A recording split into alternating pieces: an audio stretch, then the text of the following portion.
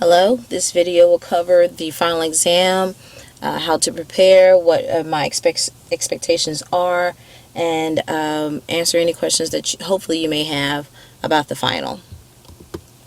So I want to go over some basic details about the assignment, and again, some of these details will be on the final exam, but I just want to give you a heads up so that way you can begin preparing for it. The final exam will be an essay. There will be no short answer quiz or anything like that. It will be just the essay. It should be anywhere between 500 and 750 words. Do not exceed 750 words. If you do, you will be deducted points. We have a time set, and it takes longer if you write a longer essay, so stay within that time frame. It will cover all 3 units, but you will only choose one the prompts to answer. So there will be a visual for the visual analysis, you will have a writing prompt for the argument, and then you will have a poem for the literary analysis. There are no short stories, again, because we do not have that kind of time. No research is allowed. If you use any outside sources, you will receive a 0. No questions asked. So you cannot go and search for context about the poem. You cannot go search for context about the author. You cannot go find context about the subject. You must use your prior knowledge. And again, will be going through turnitin.com, so it will come up. So if I have any questions, I will contact the dean, let the dean know, and then we'll move on from there. You will receive a 0, failing the class. So do not even try. Once you get the writing prompt, you want to assess all 3 carefully before you decide which prompt you want to answer. So keep your options open and just be prepared for any of them. But for all 3, you must understand the rhetorical situation. That was one of the first things we discussed this semester. You need to go back and look at your textbooks and review what that rhetorical situation is, what it details, and how important it is. For all of the writing forms we have done this semester, we've discussed it for every single situation. Now, the basic form and requirements. Now, this is a general form, but there are more specific ones based on your specific writing prompt. So again, do not base your outline on what I have here. You must go back and look at what each writing concept, what each writing unit contain, the concepts and things like that. But for your introduction, what I expect to see is you address the rhetorical situation and state the claim. The claim is a part of the rhetorical situation. Remember, it is the author's message, the communicator's message. So that's one part of it. It should be brief. It should not be a very long introduction. I know for the papers you had to write 1 to 2 paragraph introductions.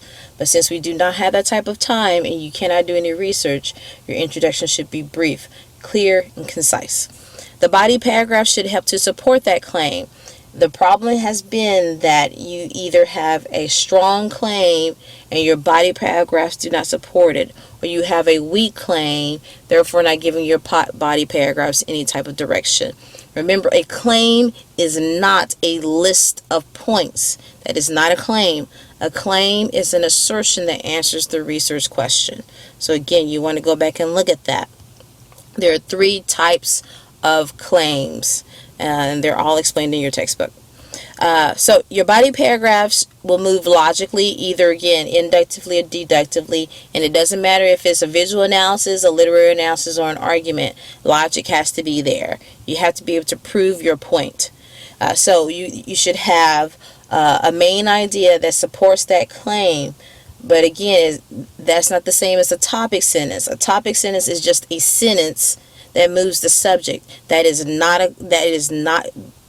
does not support anything. Your main idea should connect back to your claim. Oftentimes it may not be the first sentence in your paragraph. It may be the last, it may be in the middle, but somewhere in that paragraph there is a main idea, and all the sentences around it help to support it. Your conclusion should close out the essay. It should create some type of closure. It should avoid any new information. It should not have any rhetorical questions. It should provide closure for your readers. The visual analysis essay, now this is what these are the specifics. The introduction should address the rhetorical situation. If there's any context that you are aware of, like when it was written, you'll have that information. You'll know something about the author. That information you can use, but you cannot do any outside research. And then your claim should answer the question, what is the author's message? But in order to do that, you must understand the visual concepts. Remember, color, texture, juxtaposition, lighting, objects, characters, position, all those concepts you will need to understand how they function in order to answer this writing prompt. Okay, again, this what makes this an analysis, an argument, is the fact that you have to defend your interpretation, just like with the literary analysis paper. Now, the body paragraphs, again, will be logic-based. You will talk about the visual elements functionality, how they function to support your claim. You're going to provide backing, so that means the explanation of those concepts.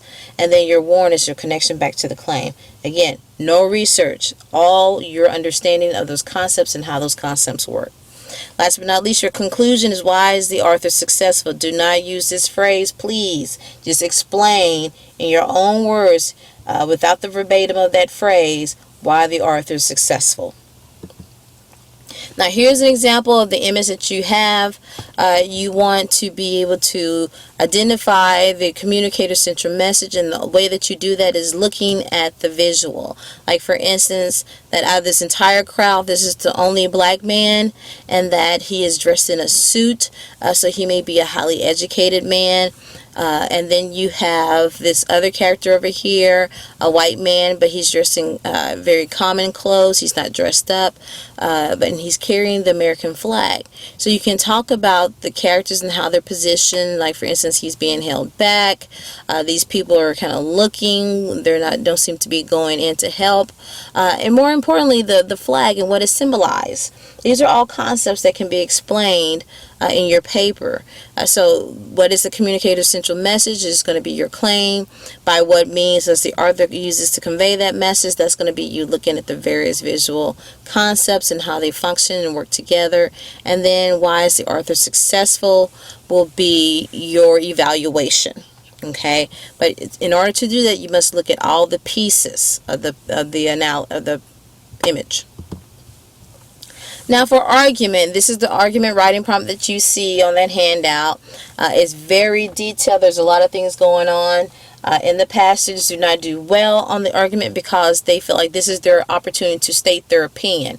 And an opinion is different from an assertion. Go back and review your notes. You must be able to validate your reasoning logically to your targeted audience. So the words that I have in bold are words that helps you to move to the argument. So it starts off very general, then goes a little bit more specific, and then directly to the question that you are to answer. Making English the official language. Do you agree or disagree with this assertion? Okay, do not restate the question. You must be able to use the 3 persuasive appeals, which are logos, ethos, and pathos. Remember, in an argument, pathos should not be saturated. It should be just showing the readers why they should care about the topic. And then you will have a specified audience, and this is where the trouble happens. Oftentimes students have an opinion, but they do not make that opinion clear, or they do not provide the context that will help the targeted audience understand his or her main idea. So be careful with that. Make sure you read it carefully, because it will be just as detailed as you see here. So here what an argument outline could look like. Your introduction is going to address the problem, including the opposition. Again, no research. You must go by your own knowledge, things that you've learned, things that you've read. You must be very specific, though. Then your claim, your body paragraph should provide grounds, backing, and warrants, but also keep in mind for concessions and qualifiers. Many of you were deemed because you did not do this. You did not make concessions. You did not add enough qualifiers. So go back and look at your papers, see how you can improve before the final. And then the conclusion should be the pathos, should be the so what. Again, it should create closure. It should not offer a solution. Most of you want to offer a solution. No solution. No rhetorical questions. No new information. It should be just closure and showing why your targeted audience should care about what you have said. Now for the literary analysis, again, you're going to address the rhetorical situation. You're going to provide context if it's necessary, if you have it. And then again, the author's claim. What is the author's central message? And learn that by looking at the poetic concepts such as tone, structure, imagery, figurative language, diction, all those terms that you needed to have learned for this paper. And then the body paragraph will still be logic. You will look at the poetic elements, functionality. Backing will be textual support from the poem. And then a warrant should connect back to the claim. And last but not least, your conclusion will explain why is the author successful. And again, that will be your evaluation of the of the poem. Now here's an example of the one that you have in your paper. Is the fences. And what I did was I highlighted things that caught my attention. One student asked me about the tone of the poem. The tone of the poem didn't really catch me personally, but it may not be the same for you. What I did notice that we have 5 stanzas, but in this 5 stanzas, it is this middle stanza, which is the biggest stanza, is where I see a switch in tone, and that's why you see the words in yellow, because I found those words to be what I call tantalizing, like mouth watering. They really draw in the viewer. So I started with the first stanza, and I highlight these words in purple because these are words that show the influence of the tourist. That they live in a tall hotel with suitcases full of dollars, and that they stand, above and beyond everybody else. The words that you see in blue are some of the contrast words that I noticed, like the cool and hot, the smooth, and the cactus, which is prickly. So I saw some contrast in the words, but also the metaphor within the fact that he smooths away all footprints, as if they were never there, as if this beach has never been touched by anybody except for those of affluent background. So I saw a metaphor there. And then also, like, her brother works at the beach. She's peeking through the cactus fence. Her sister darts off to try to get a taste of all the tantalizing images. And then her mother roaring like the ocean. So it's her whole family is involved in this, and yet they must stay away. They must stay apart from the tourists and what they have. And that goes back to her title, Fences. Notice that this is by Pat Moore, one of our other authors that you need to have read. The poem will be by an author we have read this semester, so you will have some of that, context. So if you know an author and that author's style, you can use that information to help to support your claim as well, hopefully. So I underline them because here you have the whole family, they're involved, but yet they're not involved. I highlighted the assembly here, and then her repetition of is there a beach, is there a beach. It just kind of reinforces the idea of this psychological fence that has been created here as well, that Moore is trying to show. So you want to go through and look at it and be able to make an assertion about what you see within the poem. But again, this all takes time. You want to give yourself enough time to assess, to plan, to outline, to create a thesis, and then draft.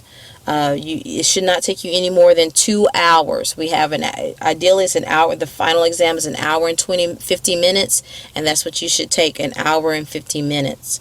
If you have questions, I will try my best to answer them, but I cannot give you very many details because again, this is your final, and I want you to take it very seriously because it is worth 200 points, and there's nothing to balance it. It's all on you.